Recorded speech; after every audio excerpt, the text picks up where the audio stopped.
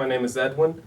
I'm 22, and this is Education is Your Weapon. Education is your weapon. Learn to use it wisely. You can formulate a thought, take action, but remember, it can be costly. You pull it out to defend yourself when another tries to attack. Through figurative language, ethical responses, concrete evidence, they are forced to back. Forced to revert to their mindset, try to come up with a comeback, tactical strategies, creating logical fallacies in attempts to belittle you. But you are able to see through this facade.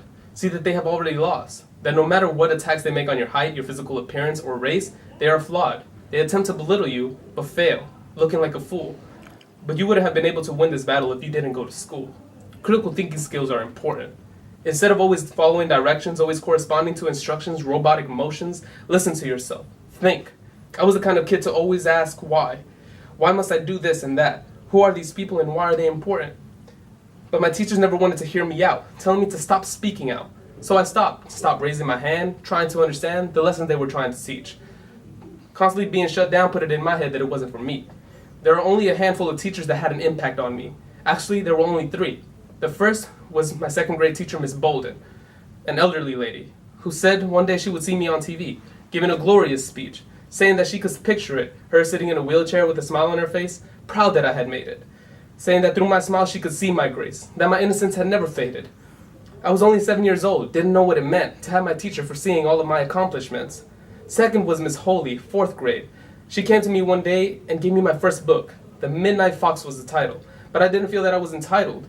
I wasn't much of a reader, and the only book of importance in my house was the Bible. But I was quite elated to have received such a gift. Made me feel special. Made me think that maybe whatever was being taught was actually for me.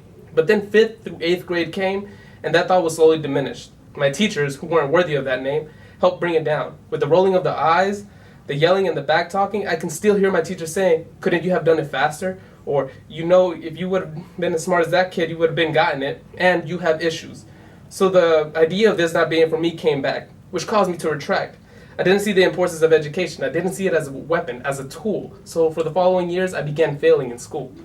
It was not until the last angel of the classroom was brought to me, 12th grade. Her name was Miss Akarandu, who probably doesn't remember my name, but she was definitely not about to let me misbehave. Although an elder and physically fragile, she was strong and firm. Her weapon was sharp and filed, easily able to set decorum when the students became vile. Used her weapon with ease whenever she was defied. Let us know that our weapons are used with our own choices. It can be led to success or be our own demise. Education is your weapon. Learn to use it wisely. You can formulate a thought, take action, but remember, it will always be costly. Whether consequence or reward, education will be there for me as my own personal shield and sword.